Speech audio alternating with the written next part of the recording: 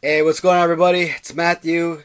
Thank you so much for joining me for another episode as we continue on the review of the WWE Mattel Retro line. Series 3 does contain only 4 figures, and in fact, this is the first series that starts the trend of 4 releases per series.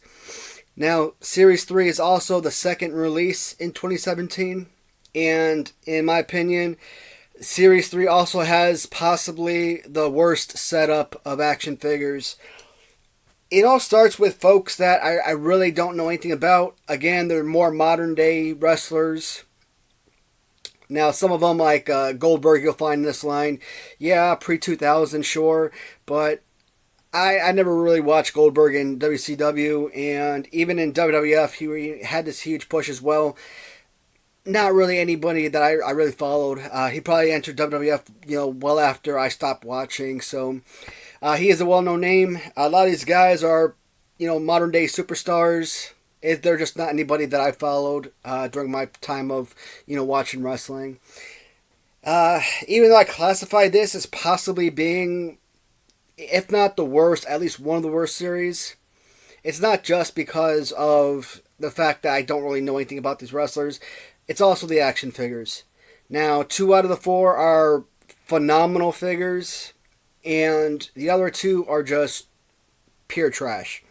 And if you saw from the last video where I had 2 of the same figures, you pretty much guess which ones we're going to be talking about as far as pose goes. So, kind of keeping in line with the way that the figures are situated on the back of the card. And here's another thing I don't like about Mattel Retros. They don't really have series numbers on the cards themselves, so that is extremely frustrating and really hard to comprehend which figures come to go part of which line. Finding the characters or the figures on the back of the card, it'll help you determine which figures you need to complete that particular series. But again, if you're like me and you have OCD and you want to keep all the figures not only in the order that they're displayed on the back of the card, but you want to keep them in numeric series order, you got to find other ways to kind of figure that out, especially if you're not someone who was collecting these from the very first release. Now, the waves from Mattel Creations, wave 1 through wave 4, much easier to determine because, again, I was picking them up as they were coming out with each new wave. I have talked about using the wrestling figure database. That's how I kind of get, a list of figures, which figures in which series and whatnot. And it helps me break down the carded figures in order and what have you. So, first one is a well-known name for modern day fans. This is a character I've heard of many, many times over the years.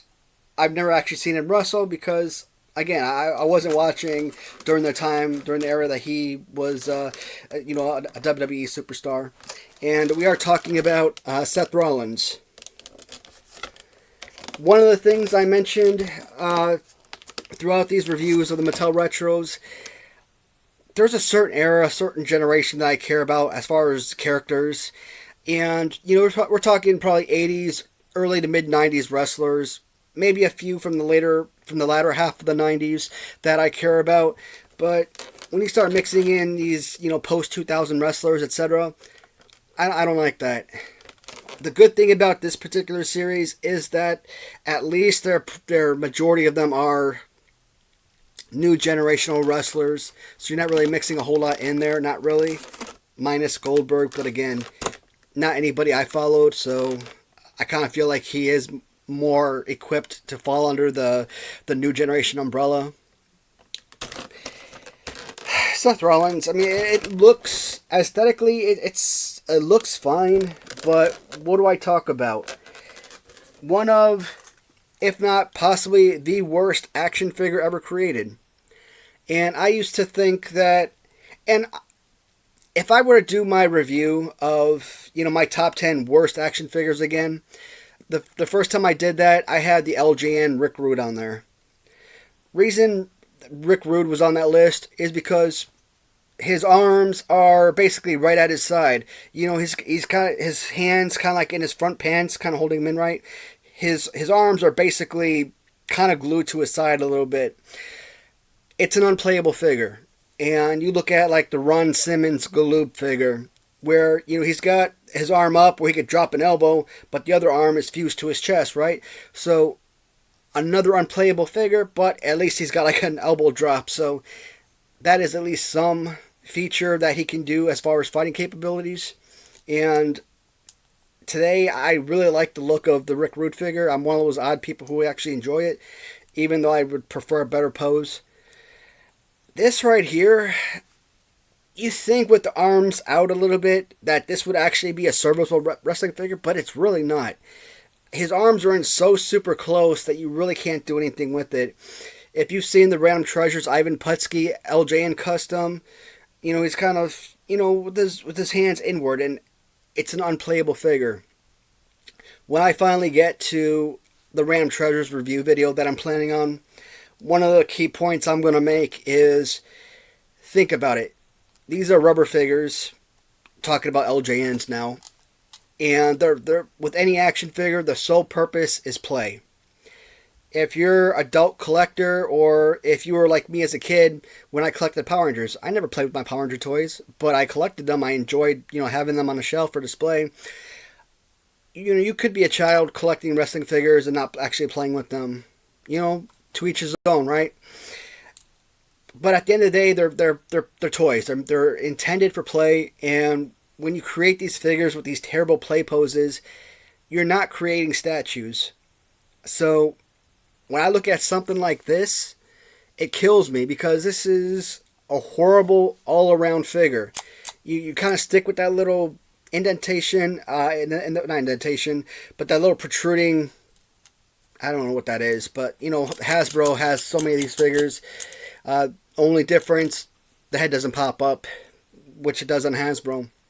And it's a little jumping feature. The pan scheme, it looks great. The head mode looks fantastic. It looks just like his picture. With the arms inward like that, it's terrible. And there are so many figures in this line that they use this body type. It makes no sense. Horrible design. That's it for Seth Rollins. I got to move on from that one. Now, one of the better figures is another mega superstar from modern day wrestling. And my classification of modern day wrestling is basically 2000 and onward. So, you know, even if some guy wrestled for like 6 months back in 2000, I would consider him a modern day wrestler, even though you're looking at it at almost a quarter of a century ago. But Dean Ambrose, again, another superstar. Was he a heavyweight champion, tag team champion, anything like that? I haven't looked up any of these guys, so I really don't know myself. Do I have any intention on doing some research on them? I'm sure at some point in my life I probably will. And if I ever do like a Dean Ambrose review video, right, where I show off all the Dean Ambrose figures type of deal, yeah, I'll have to put something together like that. But for the sake of these videos, they're more looking at the figures than anything else. History, if I have it, sure, I'll mention something. But overall, the design of the figures and is what these videos are all about. Dean Ambrose is just like so many other figures that we've looked at already in the first couple of series. You know, looking at like Undertaker as the very first figure we looked at. I have absolutely no problem with these particular type of figures, with the arms out like that and with the little slamming motion for their action feature. A very simple figure with a white t-shirt and blue jeans. But you know what? It is a quality figure overall. The head sculpt looks amazing. Again, a very simple and fun action feature with a little slamming feature. It's a quality figure. Arms spread apart, nice. You know, good for punching, clotheslining. It's a very playable, fun figure. And if you're, depending on what you're looking for, so upstairs, I took one of my extra WWF Hasbro wrestling rings and I moved it upstairs. Just because I want to kind of spread out the collection a little bit. The figures I have inside that ring are duplicates. You know, they're spare figures. And I was trying to put together 30 figures. 30 figures that I really enjoy, that I really want to hold on to as added spares. if I ever decide to go ahead and do like Royal Rumbles, matchups and whatnot. So far, I got about 32 figures because I enjoy so many Hasbros. But there's probably a number of the retro figures I really want to throw in there. And I'm not one of those folks who are like, you know what, I gotta wrestle Galoob with Galoob, I gotta wrestle Hasbro with Hasbro, etc. Remcos, you probably couldn't do it because Remcos are 5.5 inches compared to the Hasbro 4.5 inch figures. But you know what, your Galoobs, your LJ and Bendies, your retros, your Cello toys, any of these figures, Zombie Sailors, etc. You can put them all in there together and have some really fun matches. In that case, it really depends on how much you enjoy the actual character, because again, quality figure overall. Moving on to the next figure in the lineup, we're looking at AJ Styles. Now, at one point when I first started collecting the loose figures, now I think AJ Styles was one of the very first carded figures I acquired. I don't remember when. He could have been number 3. He could have been number 8. Again, I don't remember. But it was one, closer to the top of figures I acquired on card among the retros. And you're looking at it, and I'm like, I didn't think too much of it. But eventually, I did get, of course, the lot of loose figures. And I did a Royal Rumble, and I included this figure in it. And it was just so much fun to work with. And like I said, I don't always sit down and sit there and have matches. Most of the time, if I try to do it, I'll bang him around for a few seconds, be bored, and move on. Because, again, playing as an adult, playing as a kid is not the same. You can sit there for a couple hours as a kid and have a lot of fun, whereas you can barely last 15 seconds as an adult because it's not interesting. One of the first times I actually, played was probably a couple years ago when I wanted, or last year, as a matter of fact, when I wanted to make my first LJN tournament. And I wanted to talk more than just about the figure or character. I wanted to talk about their playability. So I had all these LJN matches or Royal Rumbles just to kind of get a feel for the figures. So I kind of did the same thing with this figure, and it was a fun one to use. Now, unlike some of the other figures, his arm doesn't extend outward. It just kind of goes up. Still, again, just the way that his arms kind of separated. If you look at the Greg Valentine LJN, right arm's kind of down low, and then the left arm's up like this, or your Barry Windham Galoob figure, it kind of operates the same way a little bit. Left arm up a little bit, the arm, it kind of looks something like that, right? Fantastic body slam pose, which one of my most coveted attributes for an action figure. The overall display of the figure looks amazing. The look is great. Quality figure all around. Is he one of my top 5 favorite figures? I would have to say yes. So, to me, as a collector, or not necessarily as a collector, but to me as someone who says, okay, I want to wrestle these figures, this is one of those guys you absolutely have to have as, part of your roster because it's just so much fun. Alright, so that's number 3 out of 4. And the last one we're going to look at, again, one of the worst figures ever made, Goldberg.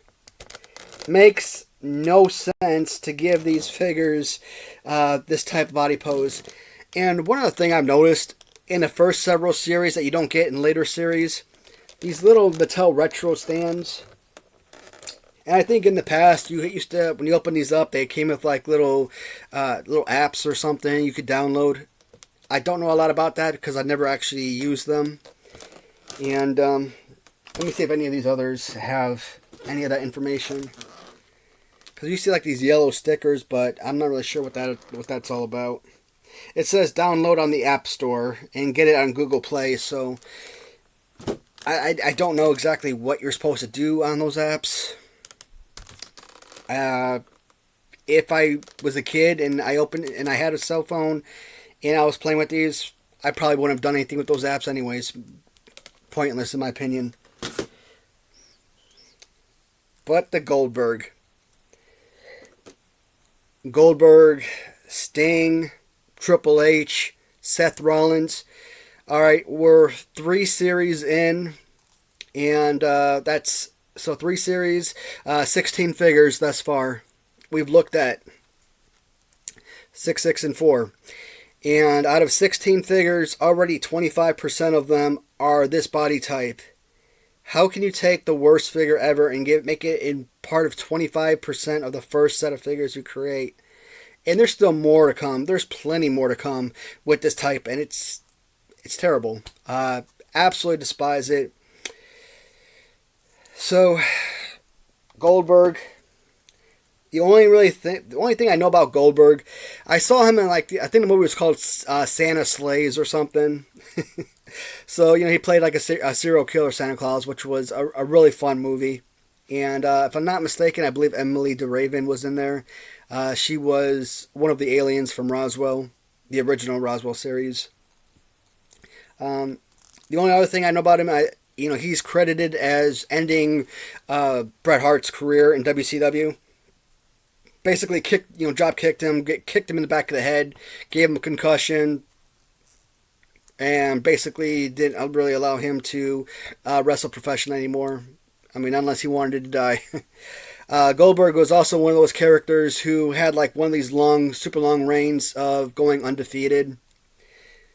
Guys like Tatanka, for example, who went over a year without being defeated. I don't know how many matches he had. In fact, I'm trying to think, who was it? So Undertaker was synonymous with appearing in every WrestleMania or most WrestleManias and never losing. So it was 35 WrestleManias or something. I think he appeared 16 of them or more. So maybe not most, but a ton of WrestleManias, and he never lost a match. I don't know if that was Goldberg who defeated him or if it was Brock Lesnar or someone. Again, I didn't actually watch that. I mean, I still don't watch wrestling. Occasionally I'll go back and I watch some old tapes or some old videos on YouTube or something. I just don't care about modern day wrestling. It just doesn't do it for me. Even when I tried one time, I was just bored out of my mind. I couldn't stomach it. So, but Goldberg, I don't mind Goldberg being created. He is a 90s wrestler after all for me. So I just don't like the fact they gave him this horrible pose. Makes no sense. Alright, so that is the completion of Series 4, or excuse me, Series 3. I am going to stay down here. I am going to make Series 4 and possibly a video for Series 5. Depends on how tired I get.